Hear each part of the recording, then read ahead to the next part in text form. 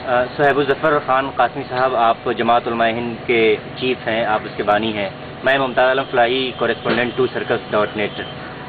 मेरा पहला सवाल ये है कि आप इस लोकसभा इलेक्शन में खड़े होने जा रहे हैं, अपनी पार्टी के कैंडिडेट खड़ा करने जा रहे हैं। क्या मकसद है आपका, क्यों आप इलेक्शन में हिस्सा लेना चाह रहे हैं? इलेक्शन में हिस्सा लेने की वजह बुनियादी तौर पर यह है कि 60 साल हिंदुस्तान को आज़ाद हुए हो चुके, उसके अंदर मुसलमानों का सियासी वजूद जो है हिंदुस्तान में बिल्कुल नहीं है। सबसे पहली वजह तो हमारे इलेक्शन लड़ने की ये है कि सियासत का जो मैदान है इसके अंदर नाअहल और नाकाबिल नुमाइंदे हमारे आज पार्लियामेंट और विधानसभाओं के अंदर हैं, जो कि ख़ुद इस काबिल नहीं है कि मिल्लत की रहनुमाई कर सकें। इलेक्शन तो मिल्लत के नाम पे जीतते हैं, कौम के नाम पे जीतते हैं, और इलेक्शन जीतने के बाद वो कौम को पैसे पूछ डाल देते हैं और ज़ाती मफादात को मिली मफादात पर तरजीह देते हैं। जमात उलमा हिंद के क़याम के मकासद में से सबसे अहम मकसद ये है कि हिंदुस्तान में मुसलमानों की सियासी बदहाली को दूर करना, यानी कि मिली क़यादत मुसलमानों की जब तक हिंदुस्तान में नहीं होगी उससे पहले कोई भी मसला मुसलमानों का हल होने वाला नहीं है।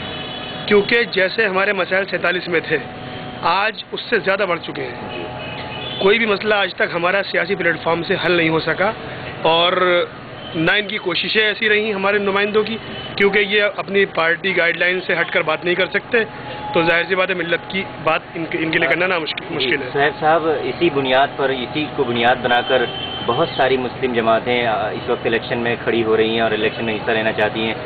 यूपी में इस वक्त एक दर्जन से ज़्यादा पार्टियां, मुस्लिम जमातें खड़ी हो चुकी हैं। तो क्या आप समझते हैं कि इतनी सारी मुस्लिम पार्टियां बनाकर हम अपने मकसद में कामयाब हो पाएंगे? बिल्कुल, आपका ये सवाल सही है कि मुसलमानों की बहुत सारी जमातें जो हैं वो वजूद में आ चुकी हैं, अभी और भी आएंगी। और जहाँ तक बुनियादी मसला ये है इन पार्टियों की कामयाबी और नाकामी की, जमात उलमा हिंद ये उलमा की क़यादत में पहली सियासी जमात है, क्योंकि कोई भी मिली तहरीक जब तक कामयाब नहीं हो सकती मुसलमानों की कि जब तक उसमें उलमा की रहनुमाई ना हो। उलमा की रहनुमाई में ये पहली जमात है जिसको अवाम बड़ी तेज़ी के साथ कबूल कर रहे हैं, और हम इसीलिए बहुत कम इलाके के अंदर अपना जो है हमने फैसला लिया इलेक्शन लड़ने का। सिर्फ 2 सीटों पर इलेक्शन लड़ रहे हैं आने वाले लोकसभा चुनाव के अंदर, ताकि हम सही अंदाज से मेहनत कर सकें और लोगों में ये मैसेज घर कर गया है कि मुसलमानों की जमात हिंदुस्तान में कामयाब नहीं हो सकती, उस मैसेज को हम ख़त्म करें। और इंशाअल्लाह जो है जमात उलमा हिंद जिस अंदाज से चुनाव लड़ रही है उसमें उत्तर पूर्वी दिल्ली और पूर्वी दिल्ली में जिसका भी मुकाबला होगा जमात उलमा हिंद से ही होगा। जी, तो आप जमात उलमा हिंद के 2 कैंडिडेट खड़ा करने जा रहे हैं। दिल्ली के 7 लोकसभा सीटों में 2 जगह आप खड़े होंगे, एक नॉर्थ ईस्ट दिल्ली और दूसरा ईस्ट दिल्ली। क्या आप किस तरह से आप कह सकते हैं कि आप जीत सकते हैं उन सीटों को? देखिए, नॉर्थ ईस्ट दिल्ली जो है उसके अंदर जो है मुसलमान वोट का तनासुब लगभग 33% के आसपास है, जबकि कैंडिडेट जीतने के लिए अगर शहरों की फाइट होती है तो 27-28% पर कैंडिडेट निकल जाते हैं। और इंशाल्लाह हमें उम्मीद है जिस तरीके से हमें मुसलमानों के साथ साथ गैर मुस्लिम तबके की भी हिमायत मिल रही है, तो हमें उम्मीद है कि हम इतना वोट ले जाएंगे कि हमारी सीट वो निकले। और इस दिल्ली का जहाँ ताल्लुक है ये भी मुस्लिम बहुल सीट है, इस पर ही मुस्लिम वोट लगभग 30% के आसपास है।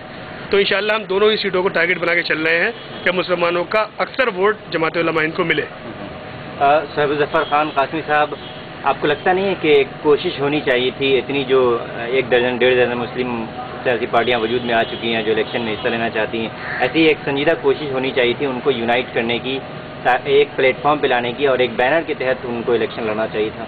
देखिए, इससे पहले भी ये कोशिशें हो चुकी। ये तमाम वो पार्टियां हैं, ये किसी न किसी पार्टी के टिकट न मिलने की वजह से, किसी को जैसे किसी पार्टी का टिकट नहीं मिला तो उसने अपनी पार्टी फाइल कर दी। उसके तमाम हालात से जब वो शख्स पार्टी बनाने वाला अपने शहर का लीडर नहीं बन सकता, अपने शहर की आवाम से उसका इतना रब्त नहीं है कि अपने शहर में इलेक्शन जीत सके, तो वो नेशनल लेवल पर या प्रदेश लेवल पर क़यादत कैसे कर लेगा? और इनमें अक्सर वही लोग हैं कि जो इससे पहले आजमाए जा चुके हैं, जो सियासी तौर पर बिल्कुल अनफिट हैं और नाकाम हैं। अपनी नाकामी को छुपाने के लिए वो सियासी पार्टी बनाने का सहारा लेते हैं और कौम उनके धोखे में नहीं आएगी। इस बात का कवी इम्कान है कि आइंदा लोकसभा इलेक्शन के नतायज भी वो एक मिले जुले होंगे और किसी एक पार्टी को मेजोरिटी नहीं मिलेगी और वो एक मुत्तहदा सरकार बनेगी, चाहे वो यूपीए की हो चाहे वो एनडीए की हो। सपोज कर लेते हैं कि अगर आप दोनों सीटें जीत लेते हैं तो आपकी जो जमात उलमाए हिंद है वो किस खेमे में जाना चाहेगी?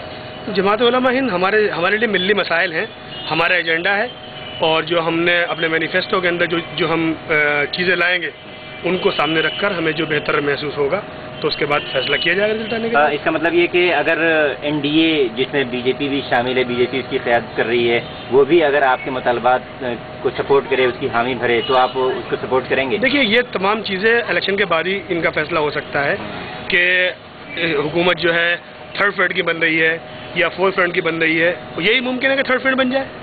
और बहरहाल जहाँ तक ताल्लुक कांग्रेस, भाजपा, मुलायम, मायावती, इन तमाम पार्टियों का है, हम किसी को सेकुलर नहीं समझते। हमारी नज़र में न मुलायम सिंह सेकुलर है, न मायावती सेकुलर है, न कांग्रेस सेकुलर है, न भाजपा सेकुलर है। ये सब एक ही थाली की चट्टे बट्टे हैं। कभी वो भाजपा में जाके मुसलमानों से दुश्मनी करते हैं, कभी कांग्रेस में आया करते हैं। ये तमाम पार्टियाँ मुसलमानों की मुखालिफ हैं। 60 साल तारीख इस बात की गवाह है। आप जिन 2 सीटों पे इलेक्शन लड़ने जा रहे हैं, नॉर्थ ईस्ट दिल्ली और ईस्ट दिल्ली, वहाँ जो दूसरे तबके हैं मुसलमानों के अलावा, उनको आप किस तरह अपनी तरफ ला रहे हैं? देखिए, जहाँ तक उत्तर पूर्वी दिल्ली का सवाल है, उसमें लगभग 10 विधानसभाएं हैं। हर सीट पर 10 विधानसभाएं हैं। तो उसमें हमने 3 विधानसभाओं के प्रभारी गैर मुस्लिमों को गुर्जर, जाट और दलित तबके से बनाए हैं। वो बहुत बड़ी तादाद में अपनी बिरादरियों के अंदर काम कर रहे हैं, क्योंकि आने वाले इलेक्शन में उन्हें जमात उलमा हिंद के प्लेटफॉर्म से विधानसभा लड़नी है।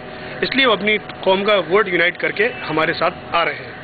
तो आपने अपनी पार्टी को बाकायदा इलेक्शन कमीशन से रजिस्टर्ड करा दिया है? ये जमात उलमा हिंद इलेक्शन कमीशन में फाइल हो चुकी है और इंशाल्लाह बहुत जल्द ही जो है ये इलेक्शन लड़ेगी तो सब चीज़ सामने आ जाएगी। बहुत बहुत शुक्रिया सर अब्दुल जफ़र खान कासमी साहब, बहुत बहुत शुक्रिया।